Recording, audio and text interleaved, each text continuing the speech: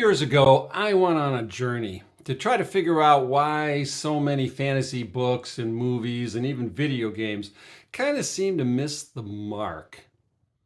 Now, I did this when I was working on my first book, Necro. By the way, the sequel comes out on Friday. But I started this book during COVID. And to be honest with you, I started it because I was bored. I didn't go out with a plan to write this book.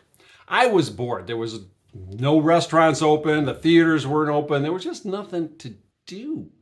So I was looking through some old files and I ran into about 15 chapters of a book I started called The Trials of Timothy.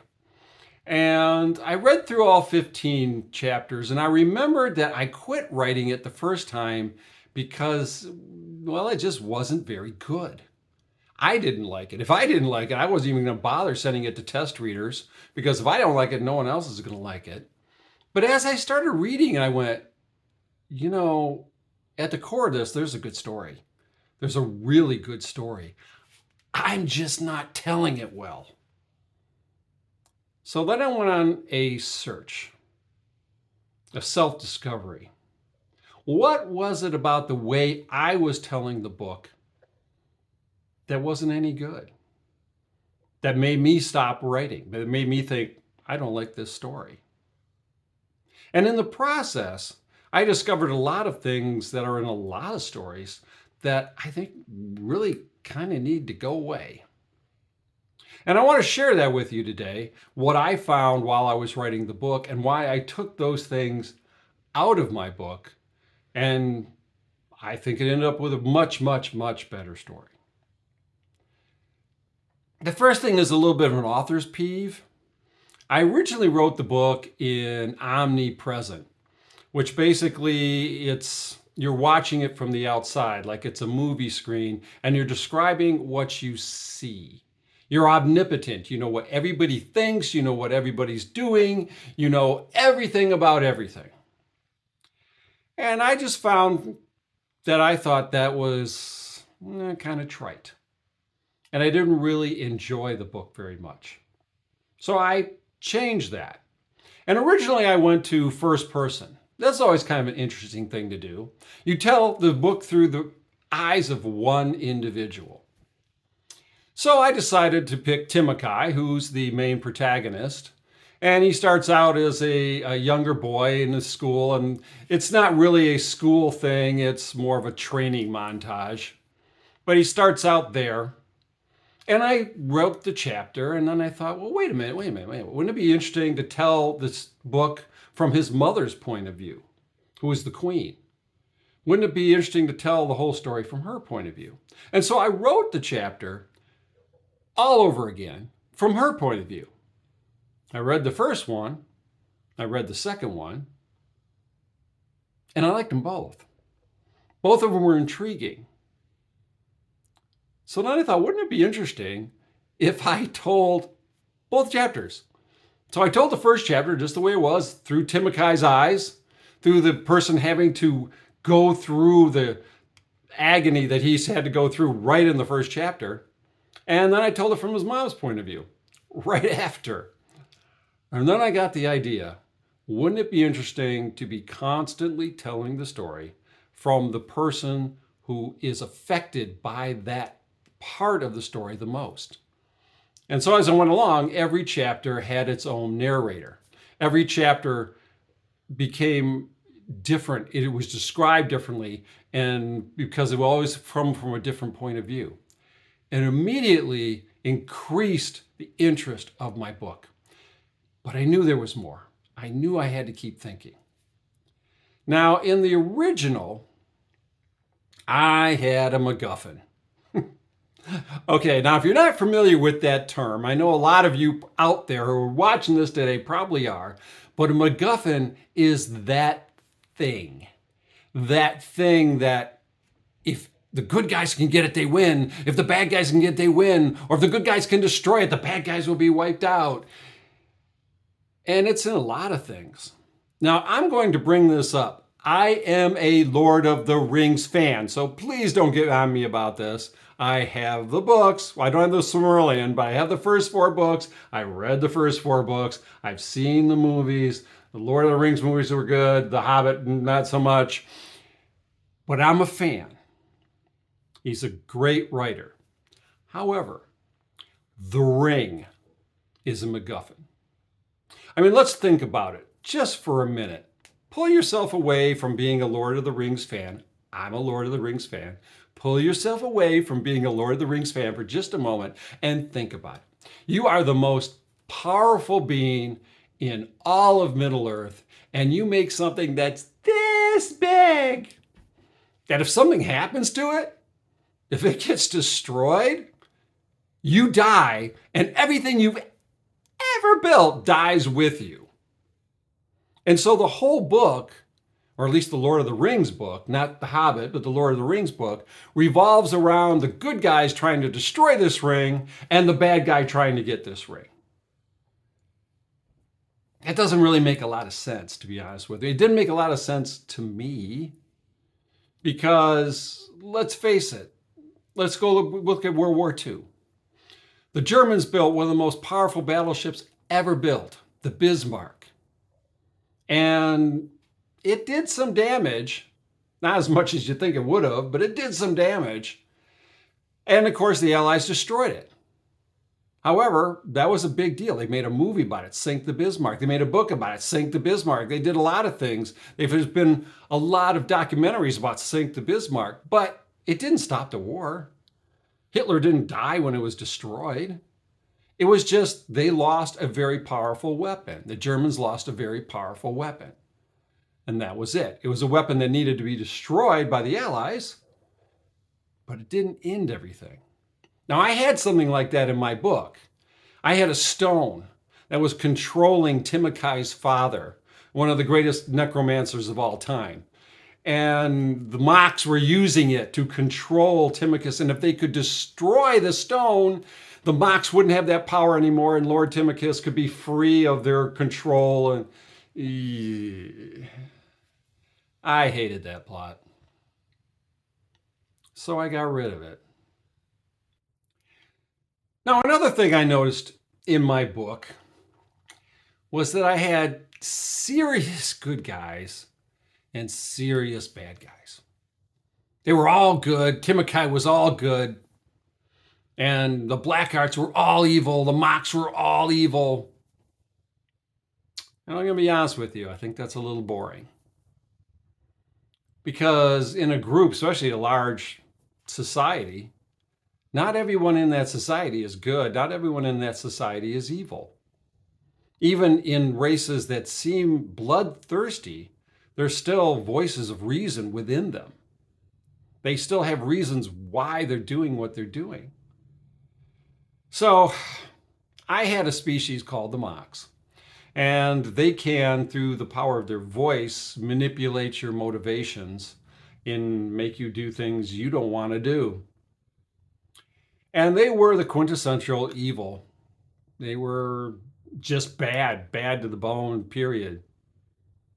Well, in the next book, I took that out. I made some of the Mocs very bad guys and some of the Mocs not bad guys.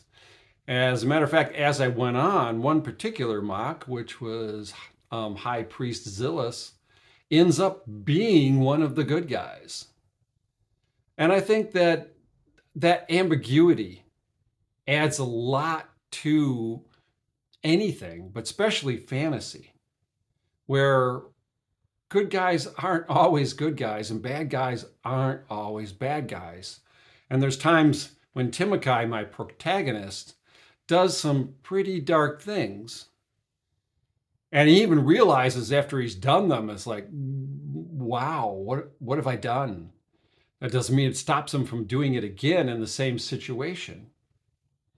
Because to be honest, there's a monster inside every single one of us. And under the right situations, we can all be horrifying.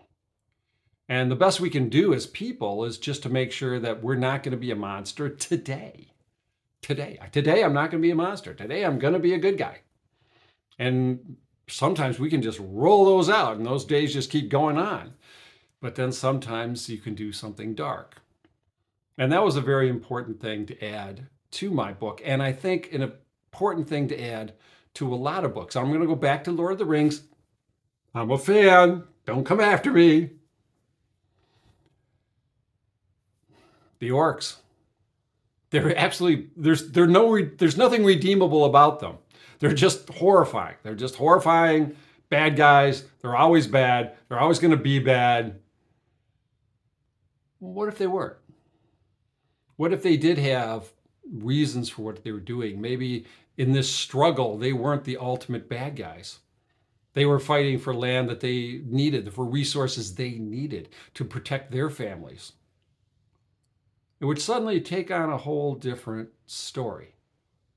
So I think a lot of the times when people have the all-consuming bad guy and the all-consuming good guy, that they miss out on a real opportunity to make the book better. Now, I ran into some other stuff too, but once I started finding these things and taking them out of my book or improving them in my book got a lot better. I wrote 10 chapters of the new book and I started sending them out to test readers, and the test readers went crazy. They were like, when's the next 10 chapters? Come on, what's going on? What's happening? And I knew I was onto something, because I was willing to step back and say, what really works, what doesn't work, and why was I doing it wrong? I had to say, yes, I was doing it wrong. I can do it better. I bet you I could still do it better even again. A little late now, the book's written. But, you need to be self-reflective. Now, this last one, I'm going to get some comments about this. I just know I'm going to get some comments about this. Dragons. Oh, dragons are everywhere. Everywhere. There's dragons in video games. There's dragons in the fantasy books. There's dragons, all dragons. Matter of fact, the latest movie, Dungeons and Dragons, the latest movie, and they had a scene there where they fight a dragon. And this is the problem with dragons. I love dragons. I even got a little dragon on my desk. Dragons are cool. They're overused. In that movie, now I know that movie's called Dungeons and Dragons. I get it. But there's a scene where they fight a big fat dragon. Has nothing to do with the movie. If you took that scene and just cut it and just pulled it out of the movie, it would be the same movie. Writers have decided to use dragons to move their plot along. You can't think of a decent good guy, dragon. Can't think of a decent bad guy, dragon. You need something to eat up 15 minutes of screen time, dragon. You need something to move your plot along, dragon. They've become the vampires of fantasy. I'll go one worse. They've become the zombies of fantasy. You ever notice that there's a new zombie movie about once an hour? And they're always exactly the same. You got to shoot them in the head. It starts a little different. Sometimes it's a virus. Sometimes it's a meteor. Sometimes it's a solar flare. Whatever. But we're sick of them. We're sick of zombies. And the zombie movies aren't really doing that well now because we're sick of them. And I think dragons are the same way. And even when Tolkien did it back in the 60s, I believe, at that point, it had already started to be a little overdone. Now it's saturated. And if you don't believe me, go look at the top 25 fantasy books and the top 25 fantasy movies and the top 25 fantasy video games. There's dragons probably in 80% of them. Now, I didn't have a dragon, but I had a creature like it. So even in Lord of the Rings, there was the Wraiths. Wraith's a dragon, right? It's a dragon. And I had something kind of similar. I just yanked it right out of there. Just yanked it right out. No dragons. So if you're a dragon fan, you're probably not going to like my book. But I think a lot of people are starting to think, well, how about a new species? How about something that hasn't been done before? And that leads me to my last point. How many books have elves and dwarves and unicorns? As I mentioned before, dragons. They're all things we've seen 100 times. They're all species we've seen 100 times. And whereas they're interesting, I mean, people like elves. That's the reason why they're out there, or fairies and pixies. That's the reason why they're out there, because they're interesting, they're fantasy, but we've been using them to death. And I was a little bit like that as well. So I sat back and said, all right, I'm going to have all new species that have their own thing. And of course, everything's been done to death. So you got to kind of borrow things a little bit from other things. But what is it about the species that makes them unique? What is it about that they're not going to find in another book? Now I'm going to go right back to Lord of the Rings again, but this time on a good thing. Orcs. Tolkien invented the orcs. And they're still around. After all these years, after like 50 years since he wrote those books, we're still talking about orcs because he dreamed up something new. Hobbits. He dreamed up something new. But we don't get that a lot. We don't get a lot of dreamed up something new. We get kind of rehashes of what has already been told. So I would actually like to challenge the writers out there, come up with new species. Come up with new things, creatures that we haven't seen before. And I know some writers do. There's a lot of great books out there that do. There's a lot of great movies out there that do. More power to them. And of course, I realize I need to do that too. So the species in my book, the Mox, never been seen before. The Blackhearts, never been seen before. The Khans, never been seen before. The Freks, the Scourges, species after species we have not seen. So that was my reflection. And of course, there were some more things, more minor things. But that was what I went through before I started writing my book. And I went from a book that I hated to a book that a lot of people love. So write down in the comments, what's some of the things that you think are overdone, could be done differently, should be almost forgotten about? I'd like to hear what you think. Give me some comments and let me know. I'll talk to you later.